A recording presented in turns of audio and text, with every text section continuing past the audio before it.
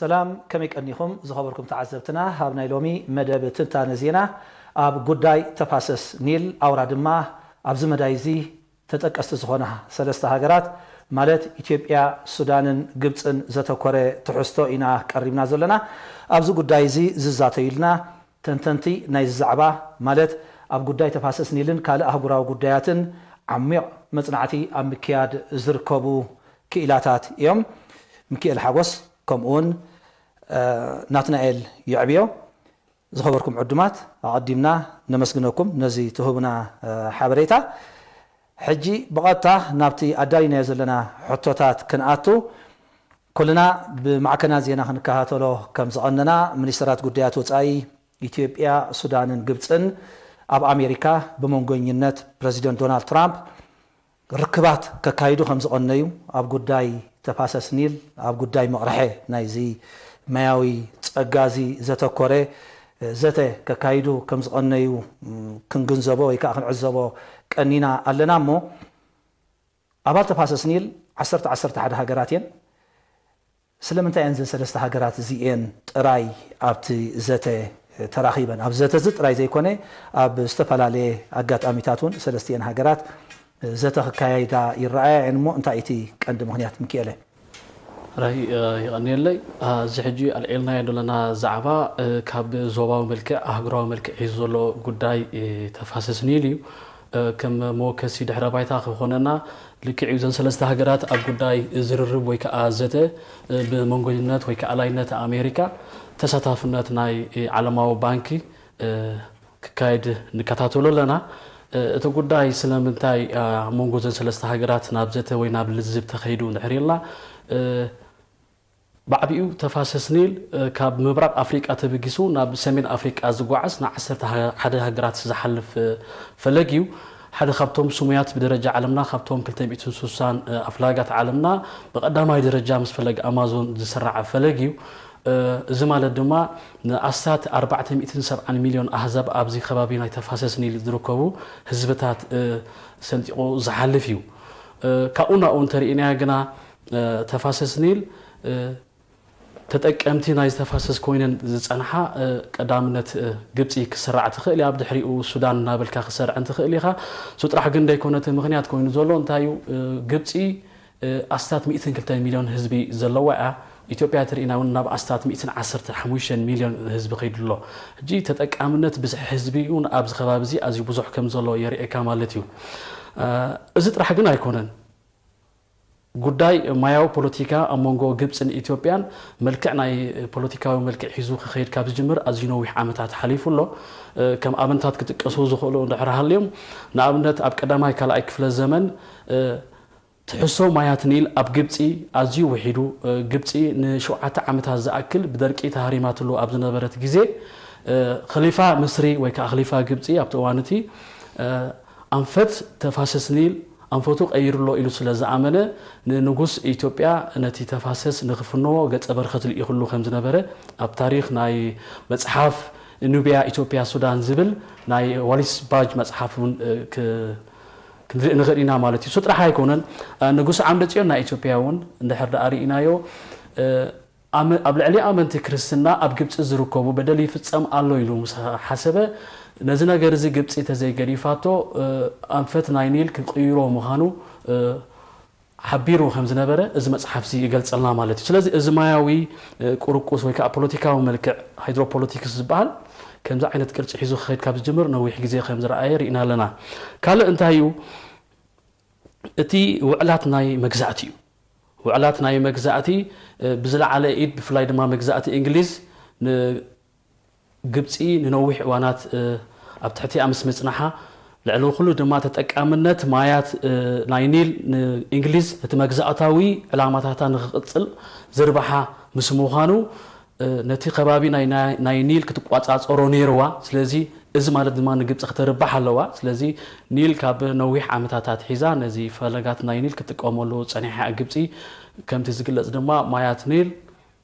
غبصي كم اكلنا هيوتا ايو زبصح هيوت ناي غبصي فلايتن طنطاوين كتماتات غبصي هوناتن زمناوያን كم كايرو الكسندريا دلتاتات ወይ ከሩባታት ናይ ግብጽ ናይ ኒል እዩ ተጸጊዑ ዝነበርቲ ህይወት ዳርጋ ልዕሊ 9 ሚእታዊት ካብ ህዝቢ ግብጽ ኣብዚ ህይወቱ ምስ ማያት ኒል ተኣሳሰረ እዩ ስለዚ እዚ ምስ ምዃኑ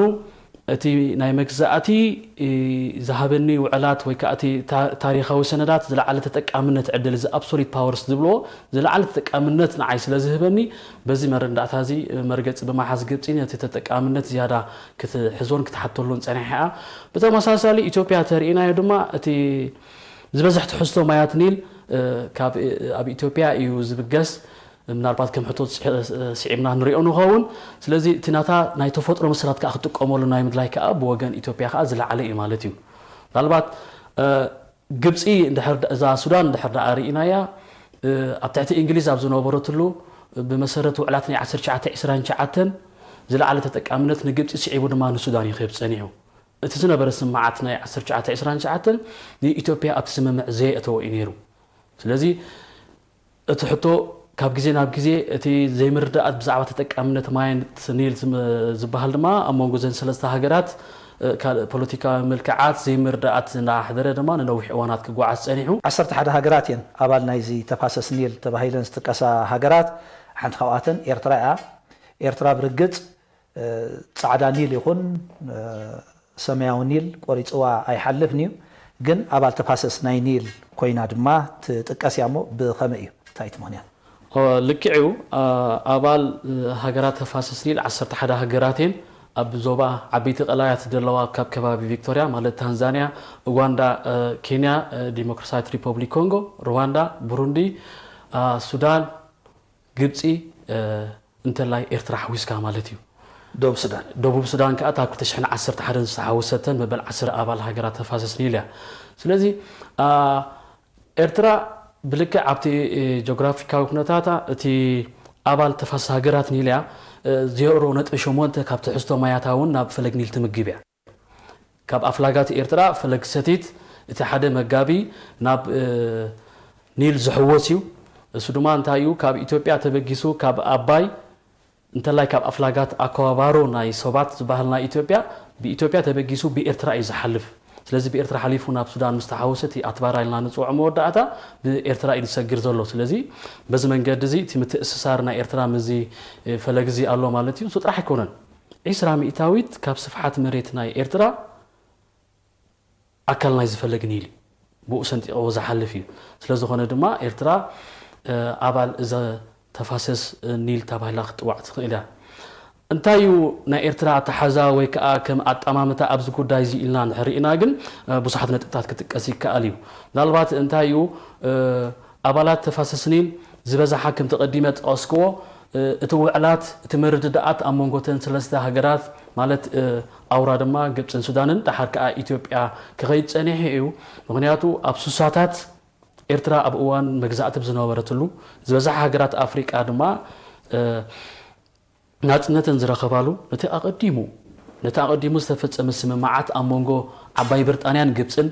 ድሓር ሱዳን ናጻ ምስ ኮነ ድማ ኣብ መንጎ ግብፅን ሱዳንን ዝተፈጸሙ ውዕላት ናይ 1959 ዝበዝሓ ሃገራት ኣፍሪቃ ኣሚን ዘን ተፋሰስ ኒል ዝተሳተፈኦ ይነበረን ድሓር ግን ናጽነተን ምስ ረኸባኒ ኤርትራ ገዲፍካ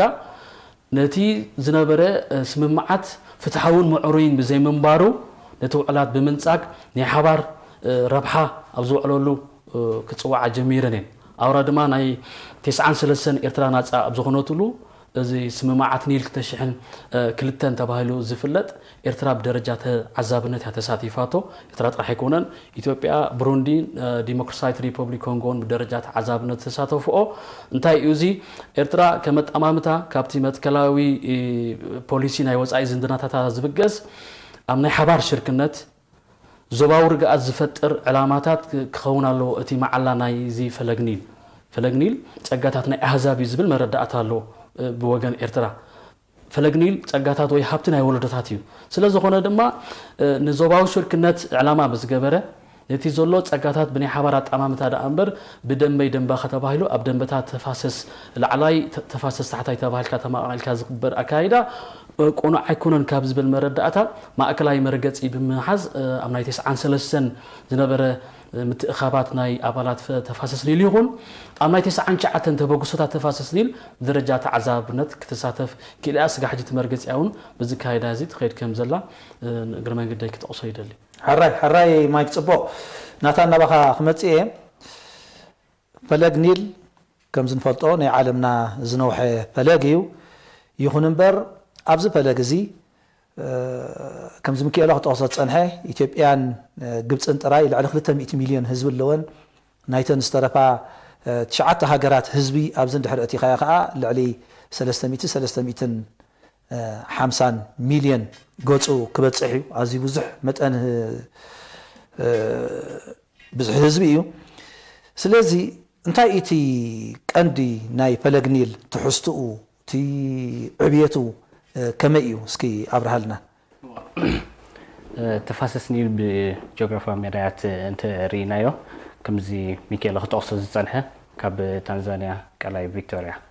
ተበጊሱ ብቀላያት ኪዮጋ ቪክቶር ኤድዋርድ and Albert አቢሉ በዛ 10 ሃገራት ተጸምባሪ ፈለጋት ዘሎ አቢሉ ናብ ሱዳን ብግብጽን ሓሊፉና ማእከላይ ባሕሪ ዝጽምበሪ ዝነውሐ ፈለግ ናይ ዓለሚ ብስፍሓት መጠን ተሪና ድማኒ 10 ሚታዊት ካብ ስፍሓት ሃገር አፍሪካ ዘጠቃለል ማለት እዩ ዝነውሐ ኢልናዮ ነበቅዕ ግን ብዝሕዞ ብዝሒ ማይ እንተሪናዮ ኣዝዩ ውሕድ ምስ ሪቨር ኮንጎ ኳዳደር ከሎ 6 ሚታዊት ምስ ዝሰፍሐ ዝዓበየ ዝበዝሐ ማይ ዝሕዝ ኣማዞን ፈለግ ድማ ንሪኦ ከለና ድማኒ ናይ 3 ሚታዊት ብዝሒ ማይ ዝሕዚ ሕጂ ክንሪኦ ከለና ምዛ ኣከባቢ 11 ሃገራት ዘጠቃለል ምዃንን ምስ ብዝሒ ህዝብን ክንሪኦ ከለና ምስ ዋሕዲ ዘሎን ክንዋዳድሮ ከለና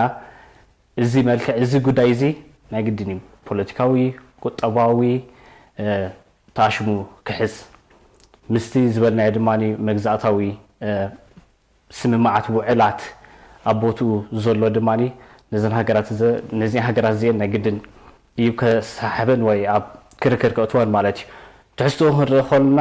ከም ዝበልናዮ መብዛሕትኡ ተጠቀምቲ ናይዚ ማይ እዚ ግብጽን ሱዳንን እየን ንብል ኣለና ማለት እዩ ሕጂ ከም ክንሪኦ ከለና ከም ዝበልኩ ብጂኦግራፊያዊ መዳይ ክንሪኦ ከለና ክልተ ዓበይቲ ተጸምበርቲ ኣለዎ እዚ ፈለግ እዚ ጻዕዳ ናይልን ሰማያዊ ናይልን ንብሎ ማለት እዩ እዚ ጻዕዳ ናይል ካብ ቀላይ ቪክቶሪያ ቀላይ ኪዮጋ ቀላይ ኣልበርት ቀላይ ኤድዋርድን ዝሕወሶ 15 ሚታዊት ካብዚ ፈለግ እዚ የበርክት ማለት እዩ ዝበዝሐ 85 ሚታዊት ንብሎ ድማኒ ካብ ኢትዮጵያ ዝብገስ ማለት እዩ እዚ ድማኒ ሰማያዊ ኒል ንባዕሉ ሶባት አትባራ ንብሎ ማለት አትባራ ማለት ተከዘን ሰቲትን ዝሓዘ ማለት እዩ እዚ ክንሪኦ ከለና ብብዝሒ ሰማያዊ ኒል ከባቢ 50 ቢልዮን ኩቢክ ሜትር ዝሕዝ ሶባት 11 ቢልዮን ኩቢክ ሜትር አትባራ ድማኒ 10 ቢልዮን ኩቢክ ሜትር ዝሕዝ ማለት እዩ ካብ ዝበልናዮ እዚአን ሃገራት እዚአን ግብጽ ሱዳንን ክትቀማሉ ዝጸንሐ ማያት እዩ ማለት እዩ ምስቲ ዋሕዲ ዘለዎ ምዃን ድማኒ ምስ ብዝሒ ህዝቢ ኣብዚ ከባቢ ዘሎ ከም ዝበልኩ ክንዋዳድሮ ከለና ሓደ ፍታሕ ንኽደልያ ወይ ንኽሓታ ወይ መሰለን ንኽጥቀማሉ ካሓታ ርዱእ ዝኾነ ይመስለኒ ማለት እዩ هو حرايناتان صبو عندي خاخ تقلصلي صنحكا كن تاي اغريمات نمسلكا نايلس زنوح رباوي فلقني عالم كنسوس مس فلك كونغو كتا اساس كوادادر كله يكنصاصر كله 600 ميتاويت كام تاي مالك 600 ميتاويت 600 ميتاويت تحستو ناي ماي نيل كاب ناي ماي كونغو مالتي كوادادر كله هو بزحي مالتي زلكا زلو كنوادادر كله ناسري ابزحي مس ريفر مس فلك كونغون مس فلك امازون كوادادر كولوسري 300 ميتاويت طراينا نبزلنا مالت وحدي تزلوا عام ازي وحدي بتعم وحدي بزن روزلنا بز حزبين ماني كوابي نايز 11 هاجرات حزب خنطاع الله الناس ناب 500 مليون كبابي يزبط زلو نبلالنا مالتي مبزحتنا هاجرات دمان بمحرس زكايدا مخانن ناي ماي دليتات كتقمالو دليتات زلو بمخانن متنسني ان كم زبل ناي 11 هاجرات علوا مزي ناي لزي متأثر زلو ندابلنا ግን ክልተ ሃገራት كتقمالو صنحين زحلف كاب 19 ولا دحرين كساب حجي زلو انترينا مالتي حرايسكي ميكيله ኢትዮጵያ ካብ 2011 ዓመተ ምህረታት ሒዛ ኣብ ኣፍሪቃ ብዓይነቱ ናይ መጀመርታ ዝኾነ ወይ ከዓ ብዕብየቱ ናይ መጀመርታ ዝኾነ ንውሽጣውን ግዳማውን ቀረባት ዝዓለመ ሓደ ዓብዲጋ ወይ ሓፅቢ ወይ ከዓ ግድብ ክንብሎ ንኽእል ተሃንጽ ኣላ እዚ ግድብ እዚ ወይ ዝሓፅብ እዚ እንታይ ትሕዝቱ ከመይ እዩ ብዛዕባ እዚ እስኪ ገለበለና ሞ ናብቲ ድሕሪሩ ዝመጽእ ሕቶታት ክንኣትም እንት ጽቡቕ ናብዛ ሕጂ ልዕልካ ዘለኻ ኣገዳሲት ሕቶ ምእታዊ ናብዘን ናትና ኢላ ልዒውን ጽንሕ ነጥብታት ቁርብ ውስኽ ንምባል እንታይ እዩ ፈለግኒል እቲ ፍሉይ ካብ ዝገበሮ ነገራት ንዕረሃልዩ ከምዞም ተጠቐሱ ክልተ መገብቲ ዋሒዛት እዮም ነዚ ፈለግ ዘብልዎ ስለዚ ብኣብነት ፈለግ ጻዕዳ ኒል ክንጠቅስ ከለና ካብ ከባቢ ቪክቶሪያ ክብገስ ከሎ ናይ 1500 ኪሎ ሜትር ነዊሕ ጉዕዞ ተጓዒዙ እዩ ናብ ሰሜን ገጹ ዝድይብ ዘሎ ሕጂ እንታይ እኸም ጽደለ ኣብዚ ነዊሕ ጉዕዞኡ እቲ ዘነክዮ ዘሎ ናብዚ ክትቀጽነሕ ሚእታዊት ውሑድ ዝኾነ ቁጽሪ ዘሎ ነብሎ ዘለና ኣብዚ ነዊሕ ጉዕዞኡ ብፍላይ ድማ ኣብ ሰሜን ኡጋንዳን ደቡብ ሱዳንን ኣብቲ ምድረበታታት ናይ ዘን ክልተ ቦታታት ሃፊፉ ዝተርፍ ኣዝዩ ብዙሕ ቁጽሪ ናይቲ ማይ ንባዕሉ እቲ ምዕቡል ዝኾነ ዕጥቂ መሳርሒ ናይ ሕርሻታት ዘይምህላው ኣብ ዘን ሃገራት እዚአን ድኽነት ኣብ ዘን ሃገራት እዚአን ምስ ምህላውን ነቲ ማይ ብዝግባእ ኣብ ግቡእ መዓልኡ ከውዕልኦ ይኽእላ የለዋን ስለዚ ከይተጠቐማሉ ኣብ ምድረበታታት ናይ ዘን ተቐስኮም ቦታታት ዝሃፍፍን ከይተጠቐማሉ ናብ ማእከላይ ባሕሪ ዝፈስስ ቁጽሪ እንተሪእናዮ ኣዝዩ ብዙሕ እዩ ዝገብሮ ማለት እዩ ንባዕሉ እቲ ከባቢ ናይ 17,000 ኪሎ ሜትር ይዝጋዓዝ ዘሎ ኢና ንብሎ ዘለና ኣብዚ ከባቢ እዚ ካልእ መለሳ ዝኾነ ምንጭ እቶት የለን ናይ ኢንዳስትሪ ምዕባለታት የለን ካልእ ዘመናዊ ዝኾነ መሳርሒታት ተጠቒምካ ክትምዕብል ናይ ምድላ የለን ኩሉ እቲ ህይወት ኣብ ደንደስ ሩባታት ዝተጸግዐ ኣብ ሕርሻ ዝተመርኮሰ እዩ ስለዝኾነ ድማ ኩሉ ካበይ ይደልየሎ ትሕዝቶ ብፍላይ ድማ ዘን ኣባል ሃገራት ተፋሰስኒል ካብዚ ፈለግዚ እዩ ስለዚ ብሙዕሩይ እዚ ጸጋታት ምሕደራ ናይ ማይ ኣብ መዓሉ ከይወዓለ ድማ ነቲ ትሕዝቶ ናይቲ ፈለግ ክቆራርጾ ድማ ክንግንዘቦ ዝጸናሕና እዩ ናብዛ ዘላዕልካ ነጥቢ ክምለስ ንሕር ኮይነ ዓብ ግድብ ህዳሴ ኢትዮጵያ بمسرت برلمان إثيوبيا زوجنا وسنة قبل 2011 إيو نزي بروجكت زي بوقعي أبجيسو زنتاي مالتيو قبل 2011 جبتي أبكبي زخون حزبا ونعبي أبزنا برت اللؤواني سلزي كانت شي دحيرو ويسعبو زمت مجلس إتات جبتي أبرجعت أبزنا برت اللو بأفلطو جبتي زي كونه إثيوبيا زوجنا توسانة إيو سلزي إذا كم موكس دحر بايتات تقيمة انتاي زقدب حداسه إثيوبيا نحريلنا كم زقدم كاس تقسكا عب قدب حداسه اب افريقيا قداماي درجه كحز درجه عالمن ومبل شامناي درجه كحز تطبي زغبرلو كاب رئيس ختما نايتا هاجر ني اسات 500 كيلومتر رحيقو زركب اب دوب سودان ناي 10 مايل سرحقت زلو اب كلل بنشانغول غومز غوبا وردا استباله كبابي زهنت دولو أزي عب قدبي كسع 7 بليون كيبيك متر ماي كحز تثبيت زغبرلو زمال دما اتي ملا قصري تحسو اتي سماوي لحزو او كترف نمبال مالتي كال ኢትዮጵያ ንምንጪ ናይ ደገ ኣታዊ ኣይኹን ናይ ዘቤታዊ ዕዮታታ ብዝግባእ ከተሰላስል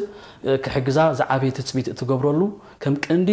ምንጪ ቁጠባዊ ዕቤታ ክኸውን መደብ ሒዛ ትሰርሐሉ ዘላ እዩ ሱጥራ ሃይኮነን ኢትዮጵያ 65 ሚእታዊት ካብ ህዝባ እንድሕሪእናዮ ብኣገልግሎት መስመራት ኤሌክትሪክሲቲ ዘይተራኸበ ህዝቢ እዩ ዘለዋ ስለዚ ተቀዳማይ ዕላማኣ ነዚ ህዝቢ እዚ ከመይ ጌርካ ኣገልግሎት ጸዓት ይረክብ ኪኖዚ ድማ እዚ ትሕዝቶ ማይዚ ኣዚ ዓቢ እዩ ብትሕዝቱ ክሳዕ 6,000 ሜጋዋት ሓይሊ ኤሌክትሪክ ዘመንጭ እዩ ስለዝኾነ ድማ ኪኖ ዘቤታዊ ዕላማ ድማ ናብ ኣብ ከባቢኣ ዘለዋ ሃገራት ይኹን ብመንገዲ ንግብፂ ይኹን ካብ ግብፂ ሓሊፉን ንማእከላይ ምብራቅ ይኹን ኤውሮጳ ስደድ ጌራ ምንጫታዊ ክትገብረሉ ዕላማ ሂባ ትሰርሓሉ ዘላ ኣዝዩ ዓቢ ግድብ እዩ ናልባት ኣብ ከመይ ኩነታት በፂሕሉ ሕጂ እቲ መስርሕ ፅቡቅ ሕቶ እዩ እዚ ግድብ እዚ ክሳዕ ሕጂ ብመሰረት ቀዲሞም ወፅኦም ፀንሖ መግለፂታት ወይ ዝተዋህቦ ሓበሬታ ክሳዕ 70 ሚእታዊት ናይቲ ፕሮጀክት በፂሑ ከም ዘሎ እዩ ኣብዚ ዓመት እዚ ኣብ ወርሒ ሓምለ 2020 ማለት እዩ ኣብ ዘሎ ክረምቲ ማይ ክእክብ ከም ዝጅምር መንገዲ መንግስቲ ኢትዮጵያ ዝተዋህቦ መግለፂታት ኣሎ ክሳብ 2023 ድማ እቲ ፕሮጀክት እዚ ሙሉእ ብሙሉእ ክዛዘም ክሳዕት ናይ መወዳእታ ፕሮጀክት ድማ ክሳዕ 5 ቢልዮን ዶላር ድማ ወፃኢታት ክገብር ምዃኑ ሓበሬታ ይወሃበሉ ኣሎ ሓራይ ማይክ ናታ ናባኻ ክመፅእ ከምዚ يعدمنا خنطقصت صنحنا ኢትዮጵያ ሱዳንን ግብፅን ብጉዳይ ፈለግኒል ዝምልከት ናይ ሓያሎ ኣማይት ዓመታት ክርክራት ፀኒሕወን እዩ ኣብዚ መዳይ እዚ ሕጂ ኢትዮጵያ እቲ ይግባኣን ትብሎ እንታይ እዩ ሱዳን ግብፂ ሰለስቲአን እንታይ እቲ ቀንዲ ምዚ ፈለግ እዚ የተኣሳስረና እዩ ዝብሎ ወይ ከዓ ዝያዳ ንዓይኡ ንተጠቃምነተይ ዝያዳ ዝዕቢ ኢለን ዝጠቕሶሲ እንታይ እዩ ናታን ነዚ ናይ ዘሎ ጉዳይ ክንርዶ እንተኾይና ብቐንዱ መጀመርታ ናብ ታሪኻዊ ድሕረ ባይታ ተመሊስና ክንሪኦ ዘለና ጉዳይ እዩ እዚ ድማኒ ብቐንዱ እቲ መግዛእታዊ ስምማዓት ዝበሃል ዝተገብረ ማለት እዩ ከምዚ ክጠቕሶ ዝፀናሕና ቀንዲ ተጠቀምቲ ናይዚ ማይ እዚ ግብፅን ሱዳንን እየ ንብለና ኣለና ብኸመይ መጠን ብምንታይ ድሕሪና ሓቲትና ግብፂ ኣብ ትሕቲ መግዛእቲ ዓዲ እንግሊዝ ኣብ ዝነበረትሉ ብመጀመርታ ብ1902 ምስ ኢትዮጵያ ዝተገብረ ስምምዕ ኣሎ እዚ መጀመርቱ ሓደ ናይ ዶባት ምሕንፃፅ ዝተገብረ ስምምዕ እዩ ነይሩ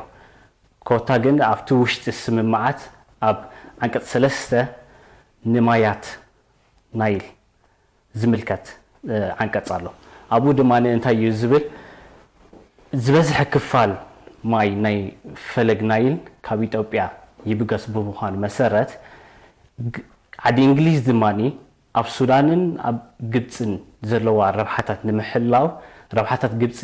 ድማኒ ብመሰረት ንምሕላው እዚ ካብ ኢትዮጵያ ዝብገስ ዘሎ ማይ ብዝኾነ መደያት ኢትዮጵያ ከይተጎናድቦ ኣብኡ ዝግበር ፕሮጀክታት ድዩ መስርሕታት ድዩ ከይተቋናፅቦ ማለት እዩ እዚ ኣብቲ ዝተገብረ ስምምዕ መንግስቲ ብወገን ኢትዮጵያ ማለት እዩ ኣብ ናይ ቃላት ዘይምስምማዕ ኣቢሉ ማለት እዩ እዚ ድማኒ ኣብቲ ተኣሽሙ ኣብቲ ስምምዕ ማለት እዩ بقال إنجليش أرست تبل قال بمحرنيا قال ترجم زلوا بمحرنيا أرست تبل كي قادولو دا أمبري تقللا كي يسرح وي كأو بروجكتات كي جبر زبل أيقونن زبلي إزي تفراري ما نالو كاتوهنا بيتوبيا جن زد راتيفايد أيقونن إزي دحري زس عبا مجزاتو سممع دما ناشين 1999 مالتي እዚ ድማኒ ማያት ኒል ንግብፅን ንሱዳንን ዝህብ ማለት እዩ እዚ ናይል ግብፂ 45 ቢልዮን ኩቢክ ሜትር ክትጥቀም ሱዳን ድማኒ 4 ቢልዮን ኩቢክ ሜትር ክትጥቀም መሰል ዝህብ ማለት እዩ ድሕሪ ዝሰዓበ መግዛእታዊ ስምምዕ ናይ 1959 ኣብ መንጎ ግብፅን ሱዳንን ዝተገብረ ማለት እዩ እዚ ናይ መጀመርታ ክልተ ናጽ ሃገራት ዝኣተዋሉ ስምምዕ ማለት እዩ እዚ እንታይ እዩ ምስ ናጽነት ሱዳን ዝተገብረ ስምምዕ ኮይኑ እቲ ዝነበረን ብጽሒት ማይ ዘበርክት ማለት እዩ ንግብፂ ከባቢ 55 ቢልዮን ኩቢክ ሜትር ዝህብ ንሱዳን ድማኒ ከባቢ 18.5 ቢልዮን ዝህብ ማለት እዩ እዚ 1959 ዝተገብረ ላዕለዎት ኣብ ፈለግ ኒል ዝርከባ ሃገራት ናጽነትን ቅድሚ ዝረኸባሉ እዋን ዝተገብረ ማለት እዩ እዚ ነተን ላዕለዎት ሃገራት ብሕልፊ ታንዛንያ ኬንያ ዩጋንዳ ቀያዲ ዝኾነ ስምምዕ ነይሩ ብኸመይ እንተኢልና መግዛእቲ ናይ ዓዲ እንግሊዝ ስለ ዝነበራ ማለት እዩ ንኢትዮጵያ እዚ ዝማእከለ ስምምዕ ኣይነበረን ማለት እዩ ሕጂ ብቐንዱ እዚ እዩ ዘከራኽረን እዘን ሃገራት እዚአን ኢትዮጵያ ግብፅን ሱዳንን እዚ በቲ ዝተገብረ ስምምዕ ማለት እዩ ናትና ዋንነት ኣለና ናትና መሰል እዩ እዚ ማይ እዚ ይብላ ኢትዮጵያ ብወገና ድማ ባህርያዊ መሰል ኣለና እዚ ማይ እዚ ንኽጥቀመሉ ምክንያቱ 85 ሚእታዊት ካብዚ ናይ ዝፈለግ እዚ ማይ ካብ ኢትዮጵያ ዝብገስ ብምዃኑ መጠን ማለት እዩ በዚ ዝተገብረ ስምምዕ መሰረት እዘን ላዕለዎት ሃገራት ዝበሃላ ኣብ ላዕለዋይ ሸነኽ ዝርከባ ላዕለዋይ ሸነኽ ዝፈለግ ዝርከባ ሃገራት ማለት እዩ ብጀካ ሱዳን ግብፅን ኣብ ታሕተዋይ ሸነኽ ናይ ዝፈለግ ዝርከባ ንብለን ሃገራት እየን ዝተረፋ 9 ሃገራት ግን ኣብ ዝላዕለዋይ ክፋል ፈለግ ኣለዋ ንብለን እዚአን ክጥቀማሉ ኣይፀንሐን በዚ ዝተገብረ መግዛእታዊ ስምምዕ ማለት እዩ ብኡ መሰረት ድማ እዚ እንታይ ኣምፂኡ ድሕር ኢልና ሓደ ድሕሪ ናጽነት ምርካበን ዘን ሃገራት እዚአን ታንዛንያ ኬንያ ዩጋንዳ ብሩንዲ ካብ 61 ክሳብ 63 ዘሎ ዓመተ ምህረት ማለት እዩ እንታይ ንኢለን እዚ ኣብ ክንዳና ኮይኑ ብመግዛእታዊ ስርዓት ዝተገብረ ስምምዓት ንዓና ኣይቀይደናን እዩ መሰል ድማ ኣለና ክንጥቀም መሉ እዚ ማይ ዝብል ምጉታት ታሽሙ የቕርባ ማለት እዩ ኢትዮጵያ ድማ ብወገኖም ከምኡ ብሕልፊ ድሕሪ 1959 ዝተገብረ ስምምዕ መንጎ ግብፅን ሱዳንን እንታይ ተገይሩ ኢትዮጵያ ኣብ ፈለግ ኒል ሓደ ፕሮጀክት ንምስራሕ ሰርቬይስ ንምግባር ካብ $10 ሚልዮን ካብ ናቶም ውፅኢት ገይሮም ንውድብ ንሕቡራት መንግስታት ኣሜሪካ ዲፓርትመንት ኦፍ ሪክላሜሽን ዝበሃል ቆፂሮም ማለት ናይ ደሰሳ መጽናዕቲ ክግበር ሕጂ ኢትዮጵያ እዚ ጀሚሮሞ ዘለዉ ብሕልፊ ኣተኣሳሲና ክንዛረበሉ ኮይና እዚ ጀሚሮሞ ዘለዉ ናይ ግድብ ህዳሴ መስርሕ ካብ ቅድም ከም መደብ ተታሒዙ ዝነበረ እዩ ማለት እዩ ክሳብ ሕጂ ንምንታይ ተገይሩ ዘይፀንሐ ኢልና እንተሓቲትና ካልእ መልስታት ኣለዎ ግን ካብ ቅድም ዝፀንሐ ማለት ብሕልፊ ድሕሪ 1959 ንኢትዮጵያ ከማእከለ ዝተገብረ ስምምዕ መንጎ ሱዳንን ግብፅን ማለት እዩ حراي صبق هو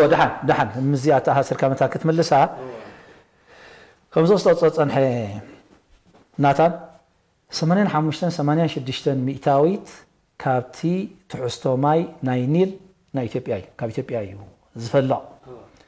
إذن تاي مالتيو 14 مئتاويت راي نايتن 10 هاجرات أبال تفاسس نيل مالتي سلازي كنت زأكل متأن ماي النابر كتات إثيوبيا كتحاتو لو بهريا وخون بدخل مداين دحر رئينا يدما قبصي 9 مئتاويت كابز 6 مايان كابتن حرشات تقاملو ماين بحبشو اب مدربدا تركب هاجر كم مخانا متن ات 9 مئتاويت كابز فلق زيوتي تحسدا اذا دما انتاي مالتي غوررا ايو مالتي سلازي اذا خلتيو غدايات زي ازيو كبد زبل خوينو يسمعك مو ابز مدايزي زلكا مردعتا انتاي ايو مكيله منالبات مزانايناتان كتتحاسر دحر كويناون اطامير كمتان كتملسن بدك ازياتا اقداسيت مسرتاويت نطبي نايت غداي كوينا زلا ابزيا جي كلتين هاجرات تقربو زلو مغوت يكون حساباتكو ابايتا بتي قنع اطمامتا خطري اخلخا قبول حتوتاتي ممكن تبلو تخليخا نابنك تقصو صنيخ لها تكاب قلايت انا تبغيسو انتلاي اذا اكابارو زمغبو فلق نا ايثيوبيا 85 مئتاي تحستو نفلق نيلي زمغب زنتاي مالتيو اتزبزح تحستو اب ايثيوبيا ايزولو مالت حجي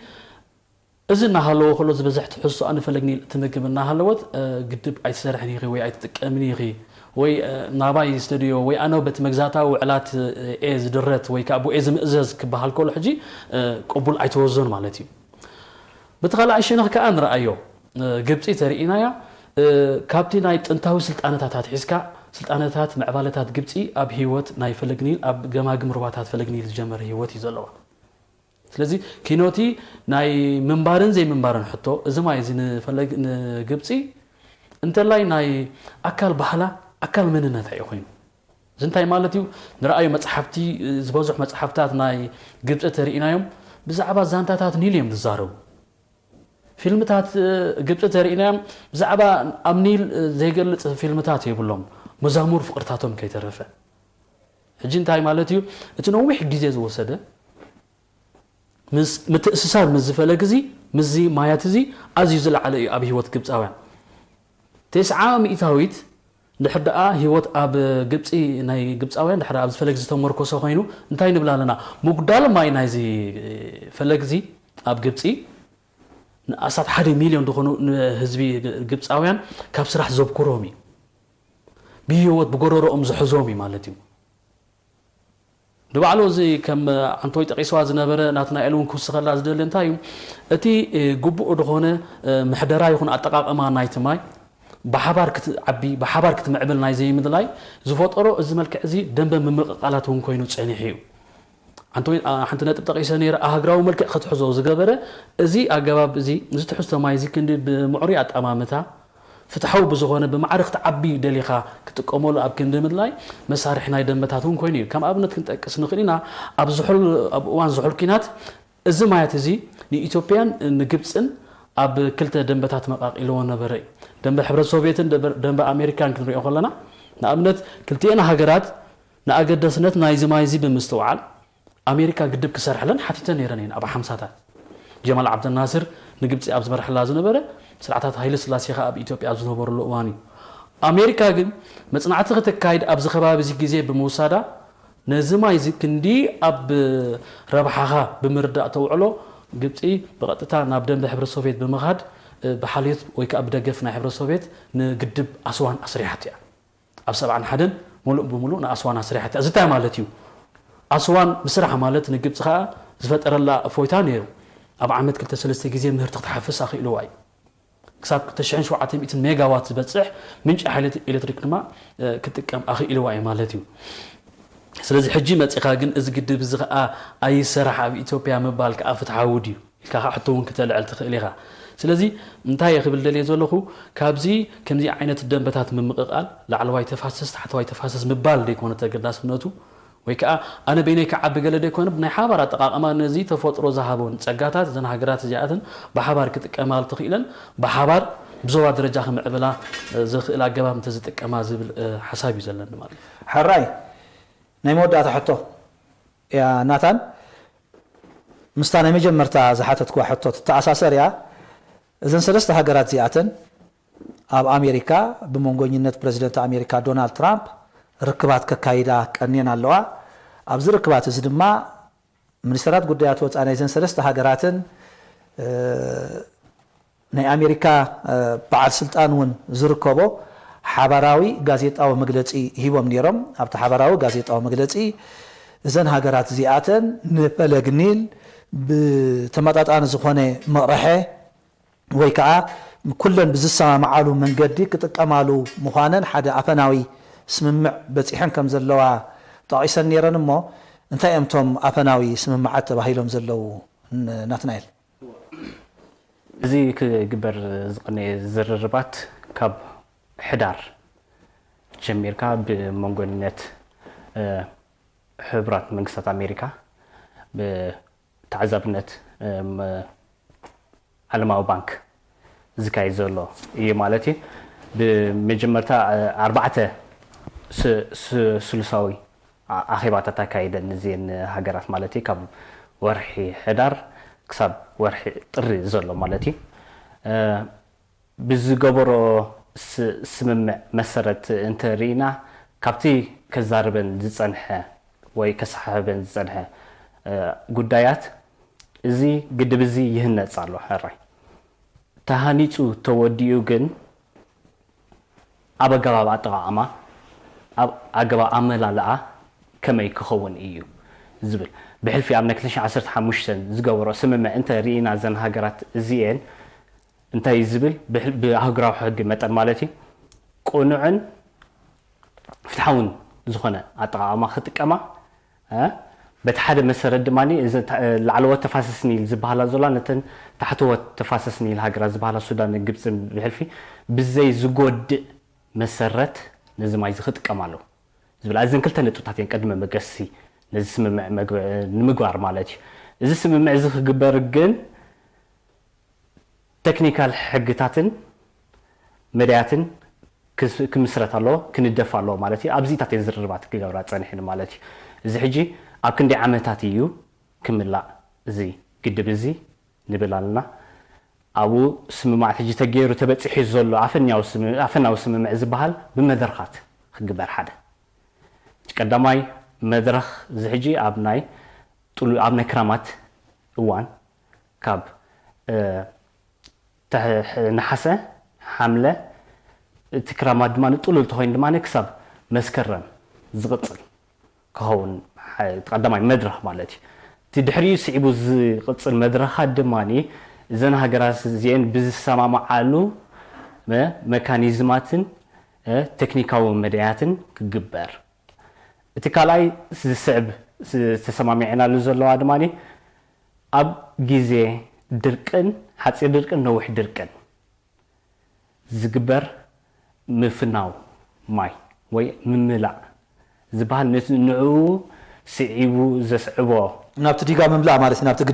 نابت قدب زملا هو زملان زفنو نابتن هاجراتن مالتي اب غيزي درقن حصي درقن نوح درقن زبل مالتي